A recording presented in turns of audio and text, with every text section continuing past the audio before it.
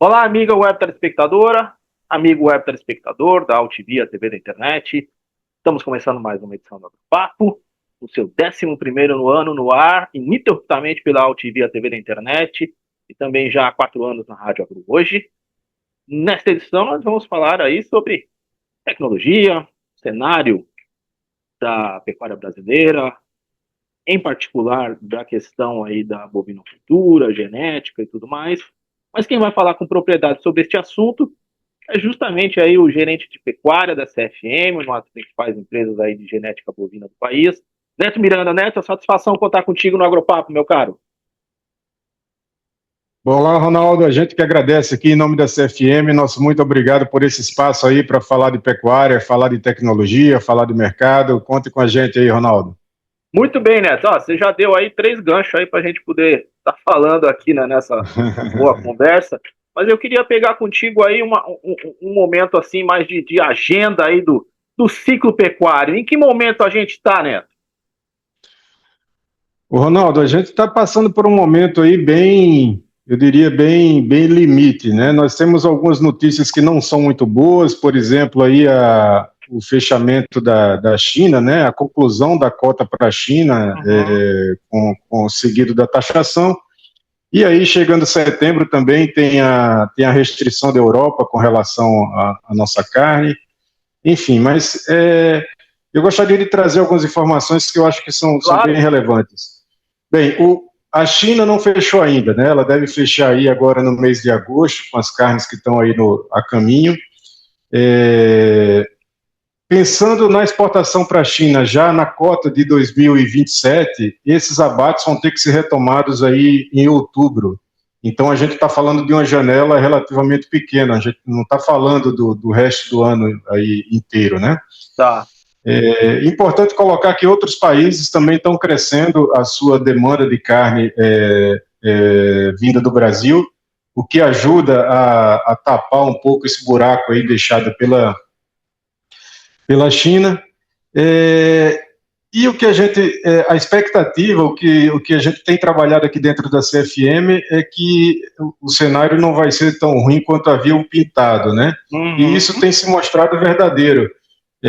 A gente pode ver aí as cotações do boi firme nas principais regiões de pecuária do Brasil, as cotações do boi estão muito firmes, a cotação de bezerro subiu muito e continuou firme, então o mercado está reagindo muito bem, um pouco em função dessa demanda que está sendo substituída por outros mercados e um pouco pela restrição até de oferta de gado, né? Então a gente tem trabalhado aí com um cenário positivo e estamos realmente otimistas para o segundo semestre.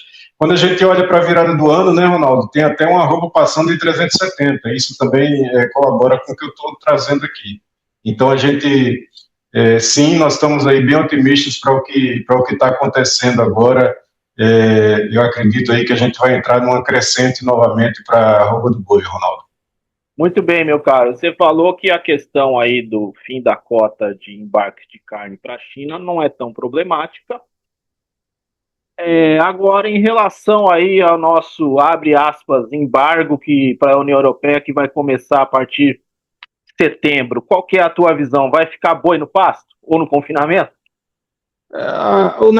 O impacto não é tão grande, né? Até em função do volume da carne que é exportada para lá, Ronaldo. E alguns ajustes eu acredito que ainda serão feitos, né? A gente já pôde ver aí um tempo atrás o Reino Unido tendo um comportamento diferente da União Europeia.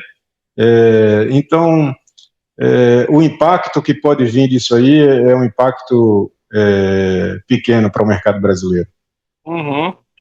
Me conta uma coisa, meu caro. Você, como especialista, obviamente, tantos anos de trajetória no setor, você acha que é viável fazer uma segregação de animais para um determinado mercado em relação ao outro, ou não funciona? Viabilidade existe, Ronaldo, desde que exista uma remuneração para isso, né? Na pecuária, nós sempre esbarramos nisso aí. Quando existe, e o mercado se regula, né? Quando existe uma demanda para um determinado produto, aquele mercado vem lá, estimula, a pecuária brasileira se adequa àquela demanda, àquela necessidade, e logo que eles têm um volume bem grande daquele determinado produto, com aquela segregação e tal, eles começam a pagar menos. Pagou menos, o pessoal vai migrando para uma outra área. Uhum. Então, existe sim a possibilidade de trabalhar, desde que exista remuneração, porque tudo que é segregação exige controle, exige compras especiais, exige... e isso tudo é custo, né, que vai caindo na pecuária, uma atividade que, historicamente, e claro que a pecuária é um mundo, né, a pecuária no Brasil é um mundo, e dentro da pecuária existem várias segmentações e vários produtos, mas a pecuária, via de regra, não é uma atividade que tem aí grandes margens, né? Então, não tem como a gente ficar inventando muita moda, né, Ronaldo? Uhum. Vou pegar um gancho do que você falou aí, né? Pecuária, de fato, é um mundo, e é um mundo absolutamente também ainda, você me corrige se eu estiver errado, mas heterogêneo, né? Como é que você observa, dá futuro aí, de repente, para um pequeno pecuarista conseguir manter a sua operação dentro de toda a agenda de transformações que a gente vem observando? Há um caminho, uma especialização, um produto mais diferenciado seria a agenda? Sempre existe, né, Ronaldo? A pecuária tem passado por um processo de transformação interna, né? Eu diria aqui dentro do próprio país, dependendo da região onde aí eu vou trazer alguns exemplos. Por favor. Dependendo da região onde você está, por exemplo, aqui no interior de São Paulo, a gente viveu muito isso. Nós estamos aqui na região de São José do Rio Preto, Ribeirão Preto. A gente viveu isso muito de perto com a intensificação da cana-de-açúcar, né? Então, a pecuária teve que concorrer muito forte com isso. Lá no Mato Grosso do Sul, naquela região ali mais próxima da fronteira, São Paulo, Mato Grosso do Sul, surgiu muito forte aí nos últimos 10, 15 anos a cultura do eucalipto, né? Uhum. E essa pressão, em alguns vários outros lugares aí, vem a pressão com a soja, com o milho, com a agricultura de forma geral. Em cada situação dessa, a pecuária é muito pressionada para ceder espaço para essas atividades.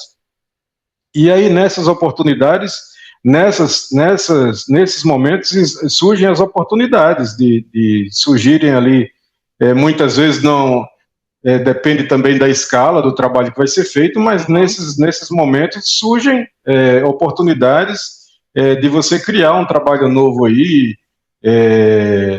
e adequar a escala, de repente de fazer um produto voltado para a qualidade de carne, ou não, muda de região e vai para uma área trabalhar com cria, ou não muda de região e vai para uma região trabalhar com a recria em volume, enfim.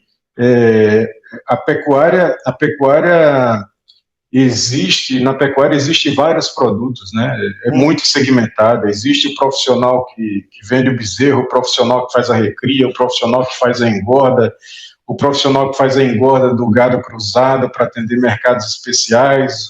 Enfim, existe uma gama bem grande aí de possibilidades de trabalho e de produtos. Uhum. E nessa agenda aí, jogando uma rápida lupa aí para um pequeno pecuarista, o caminho por exemplo, certificações é algo importante, né? Com certeza, é sim o caminho por dois motivos. Um, que as certificações numa escala menor, elas se tornam relativamente mais fáceis, e outra que é uma forma de você agregar valor ao seu produto e ganhar um pouco mais de força na comercialização. Então, com certeza, é um caminho. Perfeito. E falando um pouquinho aí das nossas modalidades aí de manejo, vamos dizer assim, né, de chamar assim, boi a pasto, confinamento tradicional, chip, o que você observa aí nessa agenda? Como é que vai andar aí essas modalidades aí daqui para frente? Bem, mais uma vez, o pecuarista ele está se modernizando e se adequando à necessidade de ser mais produtivo, né? No final das contas, a gente produz mais carne por hectare, né? Mais arroz por hectare, é isso que todo mundo busca. Então, dependendo de onde está sendo feita aquela pecuária, aonde o pessoal já estava fazendo a pecuária dentro de uma região agrícola, essas tecnologias correram muito mais rápido. Como você colocou, a TIP, por exemplo, correu muito rápido, por quê? Porque o pessoal tinha acesso a um alimento de qualidade e num baixo custo. Então, se ele poderia produzir 20 numa área que é limitada, que é muito cara, por sinal, que é a fazenda, né? Ele passou a produzir 40 e utilizando a tecnologia do tipo e tal, desde que seja feita conta e que seja viável. Então, dependendo da região, existe um uso muito forte de tecnologia voltada para a nutrição, e dependendo da região, o pessoal ainda vai mais devagar, e não é porque seja menos profissional, é porque a realidade daquela região ali, né? Não existe agricultura próxima, o grão, o farelo chega muito caro e ele tem que trabalhar com o que tem na mão. Perfeito. E o uso assim de outras, vamos dizer assim, abre aspas, matérias-primas para alimentação animal, como é que você vem vendo isso, Neto? Quero dizer especificamente como DDG, DDGS, são de fato aí insumos que têm ganhado corpo aí na alimentação animal? Com certeza, e eu posso até trazer um exemplo para você, Ronaldo. Nós que trabalhamos com farelo na região, né, mais uma vez, eu vou trazer alguns exemplos da CFM, e cada realidade é uma realidade. Nós que trabalhamos muito tempo com farelo de soja, depois com farelo de amendoim, que é uma matéria-prima que chegava num custo bom para a gente tem trabalhado muito com o DDG hoje, em função do crescimento dessa indústria aí do etanol de milho, né? Então, algo que não existia há 5, 10 anos atrás, na região que a gente está lá próximo aqui da UANA, no Mato Grosso do Sul, hoje existe uma fábrica de DDG bem mais próxima a gente. Então, até colaborando com aquele comentário que eu fiz agora há pouco, a indústria, a agricultura chegou mais próximo da gente, a indústria chegou mais próximo do nosso trabalho, e aí a gente teve acesso ao DDG de qualidade e num custo mais acessível. Então, a pecuária vai se adequando e tirando proveito dessa situação para melhorar suas margens também, Ronaldo. Legal. Mas o uso no dia a dia para engorda mesmo do rebanho, DDG tem se mostrado de um valor proteico significativo? Com certeza, com certeza.